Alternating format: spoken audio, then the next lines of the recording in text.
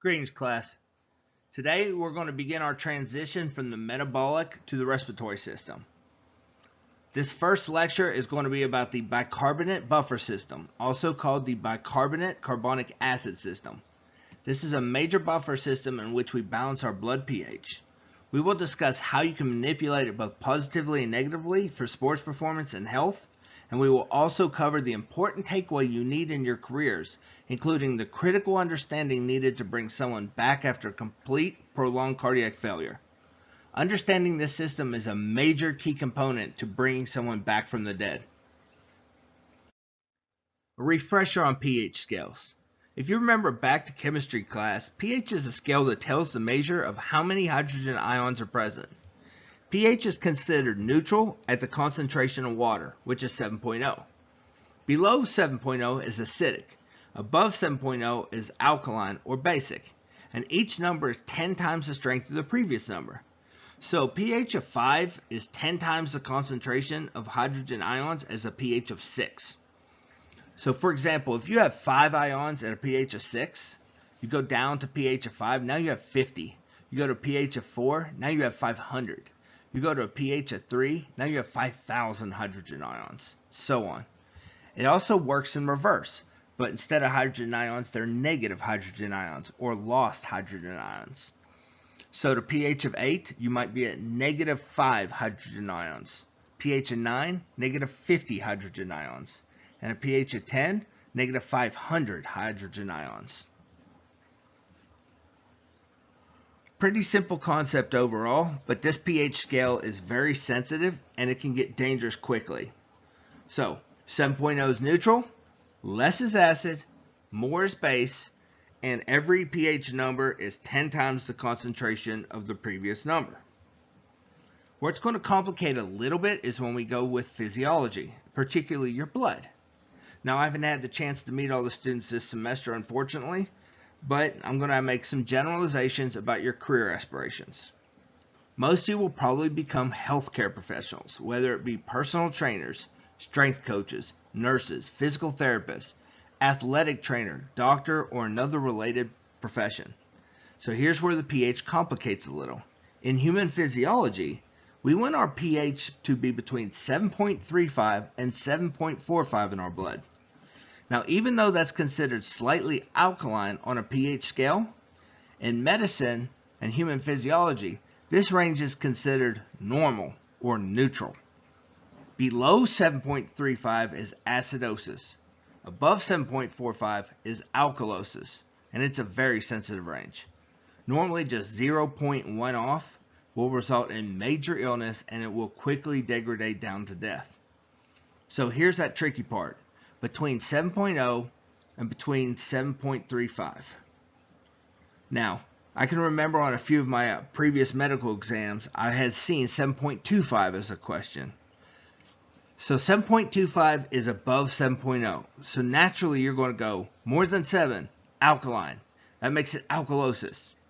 So you don't want to fall for this trick. The NCLEX, the NREMT, and a few other of the licensing exams, they love this question. 7.25 is below 7.35. That makes it acidosis. Whenever you're doing medical questions, you have to retrain your brain to think neutral is that range, 7.25 or 7.35 to 7.45. Below 7.35, acidosis. Above 7.45, alkalosis.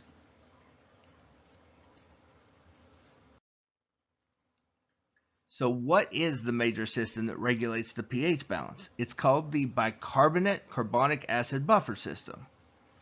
This equation is a two-way reversible equation that allows the body to maintain its pH by using bicarbonate and a weak acid called carbonic acid along with the lungs and the kidneys to create more hydrogen ions or to remove them from the body as needed to change that body's pH. I've written it here in a few different ways to make it a little bit easier to understand. So carbon dioxide plus water yields carbonic acid and vice versa. Also, carbonic acid can break down into hydrogen ions and bicarbonate and vice versa. The left side of this equation represents the respiratory system and how the lungs contribute to the pH management, while the right side represents the renal system and how the kidneys regulate the pH. So what is the mechanism our body uses to regulate pH? The lungs can both decrease and increase pH. They decrease the acid in your blood by increasing the ventilation and by breathing out acidic CO2. They can increase the acid by decreasing the respirations and retaining that CO2. The kidneys can decrease acid by removing those hydrogen ions in urine and releasing HCO3 bicarbonate into the blood. And they can increase the acid by holding on to that hydrogen and not urinating those hydrogen ions out, and by storing that bicarbonate. There are two conditions when you're out of balance: acidosis and alkalosis, and each can be either respiratory or metabolic, depending on what happened. So let's start with respiratory. Respiratory is a fast system in manipulating pH, and we can manipulate this system for someone by either aiding them in their breathing or mechanically breathing for the individual. This is the basis of mouth-to-mouth resuscitation. So respiratory acidosis occurs when you are not breathing enough. You're just retaining too much CO2, which is a weak acid. What you need to watch for when you're either treating or training people are those that have asthma, COPD, pneumonia, sleep apnea, obesity, and other breathing problems. So to compensate when you go into respiratory acidosis, the kidneys will help out by creating more bicarbonate. And the treatment to fix this condition, you need to help them breathe or just breathe for them. So when things go wrong and it becomes respiratory alkalosis. Respiratory alkalosis occurs when you're breathing too fast. You're just blowing off too much CO2. What you need to do and watch for is when you're treating and training people when they're at high altitudes, they have heart issues, or they have a generalized sickness like the flu.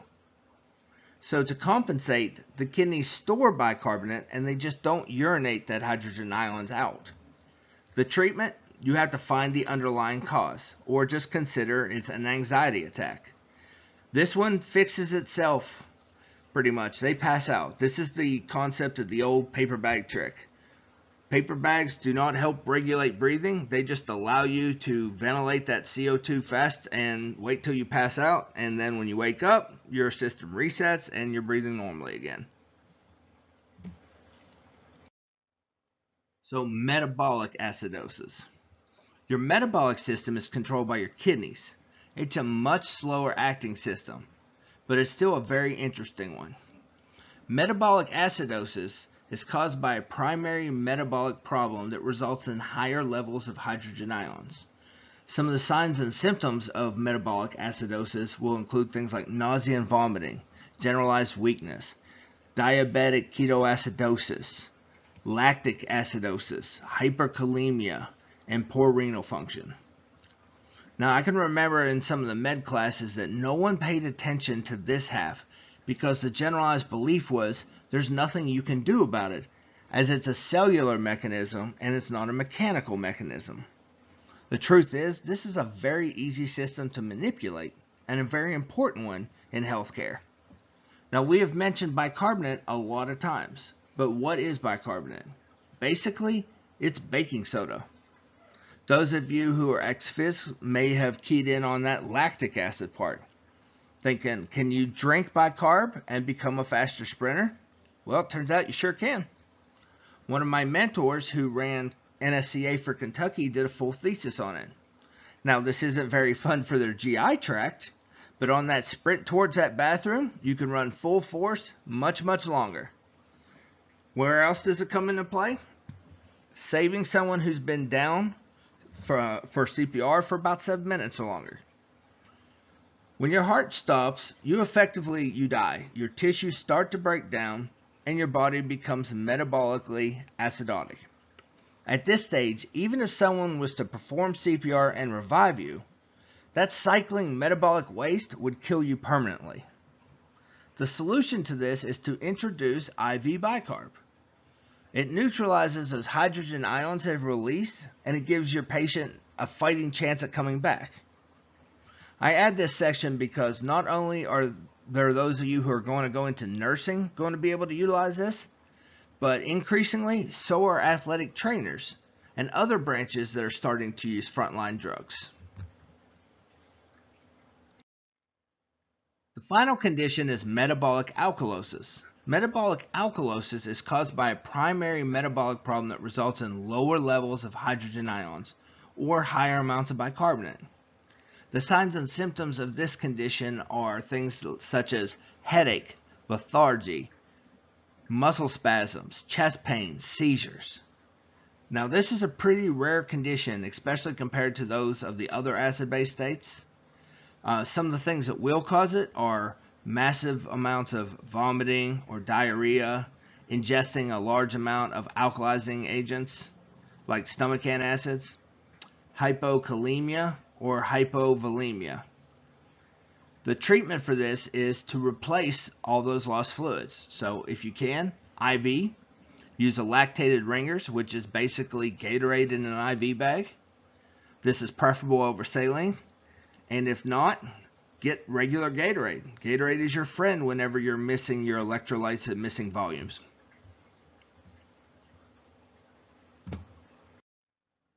Any questions so far before we move on to ventilation? I know the bicarbonate buffer system can definitely be one of the more complicated systems to learn and to understand.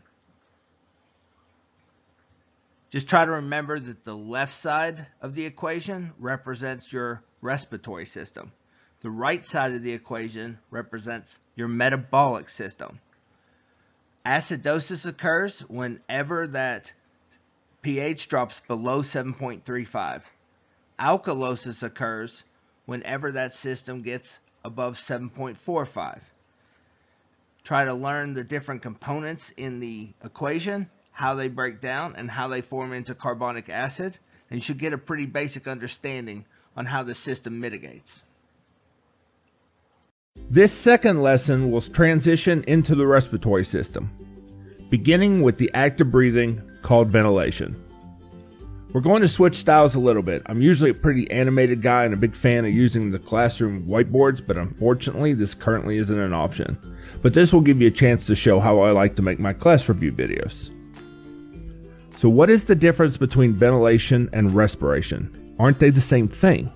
No. Ventilation is breathing. It's a mechanical process, the physical movement of air between the outside environment and the lungs. Respiration is the movement of gas across a membrane. A ventilation cycle is made up of two phases: inspiration, when the air comes in, and expiration, when the air goes out. Ventilation not only brings in oxygen for respiration, but it also removes waste products such as CO2, provides a mechanism for speech and laughter, and it allows for reflexes like yawning, coughing, and sneezing. And as we discussed in a previous lecture, it's essential for pH balance. For inspiration, air travels through the mouth and nasal passages, down the pharynx, then air passes the larynx and the vocal cords, flows into the trachea, transitions from the upper airway into the lower airway, and here it will continue distally to the carina, and then through the primary bronchi, various branches of the bronchioles, and eventually arrives at the alveoli, where it can finally undergo respiration. Expiration just follows a reverse pathway. Both cycles together complete one ventilation cycle. The diaphragm is the major muscle responsible for breathing. It's a thin, dome-shaped muscle that separates the abdominal cavity from the thoracic cavity. During inhalation, the diaphragm contracts so that its center moves caudally, downward, and its edges move cranially, which is upward. This compresses the abdominal cavity, raises the ribs upward and outward, and thus expands the thoracic cavity. It's this expansion that draws air into the lungs. When the diaphragm relaxes, the lung's elastic recoil causes the thoracic cavity to contract, causing air to move out of the lungs and returning to its dome shape. Along with the diaphragm, the intercostal muscles are one of the most important groups of respiratory muscles. These muscles are attached between the ribs and are essential in manipulating the width of the rib cage.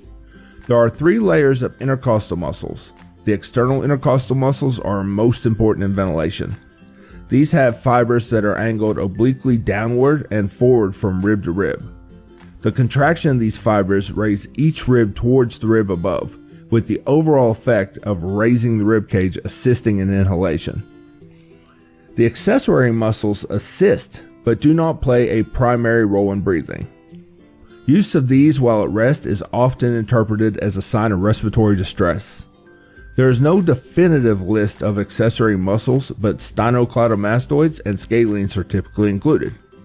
The involvement of these muscles depends on the degree of respiratory effort.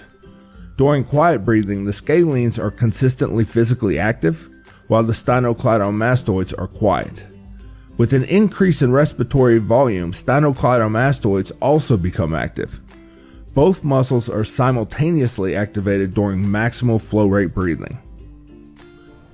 During quiet breathing, there is little or no muscle contraction involved in exhalation. This process occurs by the elastic recoil of the lungs. When forceful exhalation is required, or when the lungs' elasticity is reduced, such as emphysema, active exhalation can be achieved by contraction of the internal intercostals, which depress the rib cage, and the abdominal wall muscles, comprised of the rectus abdominis, transverse abdominis, external oblique muscle, and internal oblique muscles. These group of muscles press the abdominal organs upward and into the diaphragm, reducing the volume in the thoracic cavity. So I just described the mechanical mechanism to move the lungs and to change the thoracic cavity to create airflow. But what actually causes the air to move between the lungs and the environment during ventilation? Many people think you inhale and physically suck up air. You exhale and physically force out air. Actually, not true. You can manipulate your lung size with ventilation, but not the actual movement of air. For that, you need to remember back to your gas laws. One in particular is important. Boyle's law describes how a gas pressure tends to increase as the volume of the container decreases, and vice versa. The law actually states the absolute pressure exerted by a given mass of an ideal gas is inversely proportional to the volume it occupies if the temperature and the amount of gas remain unchanged within a closed system, defined as P1 plus V1 equals P2 plus V2. So, very sciencey sounding. What does any of that mean? It's simple. So your lungs are a container. As the container gets bigger with inspiration, the pressure inside the lungs goes down. Air rushes in to equalize the pressure with the outside. As the container gets smaller during expiration, the pressure inside the lungs goes up. Air rushes out of the lungs to equalize pressure with the outside. Let's look at some examples, make this a little more clear. In this diagram, the atmospheric pressure is 760 millimeters of mercury, which is the same as 1 atmosphere at sea level. When we breathe in, the diaphragm contracts and the lungs expand, causing the internal pressure to drop to 757 in this diagram. At this stage, air will rush in to equalize the pressure back to 760. During the expiration stage, the diaphragm will relax upward and the internal lung pressure will increase to 763 millimeters of mercury. Now the pressure is higher inside the lungs than the atmosphere, so the air will rush out to equalize it to 760. So relatively simple. But what about when we change altitudes? A common misconception is there is less oxygen at higher altitudes. This is not true. The oxygen content is the same everywhere on Earth, approximately 21%. What does change is the atmospheric pressure.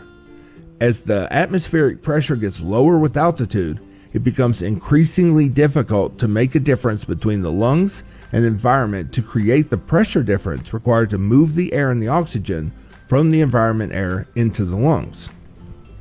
While it's easy to see how this could be a factor in things like mountain climbing events, it can affect all sports. Good example, Olympics, Mexico City, 1968. At an altitude of 2,300 meters, which is 1.5 miles in the air, Olympians had their first bout with high altitude. As you can see in the chart, never had Olympians competed in such a massive altitude before.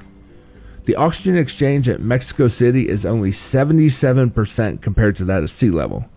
This created disastrous results for endurance athletes. Swimmers lost consciousness and nearly drowned. Runners passed out in the middle of the track. This became such a devastating event that after 1968, America began training at altitude to avoid another disastrous event like this. We now employ a live high, train low philosophy for all our Olympic athletes, meaning the athletes live at altitude to acclimate to that lower pressure, but they train at sea level to maximize the benefits of training in an oxygen-rich environment. That's all for the ventilation cycle. Next, we'll move on to the respiratory cycle and examine the actual gas exchange that occurs between the air and the bloodstream. Good luck on your upcoming exam.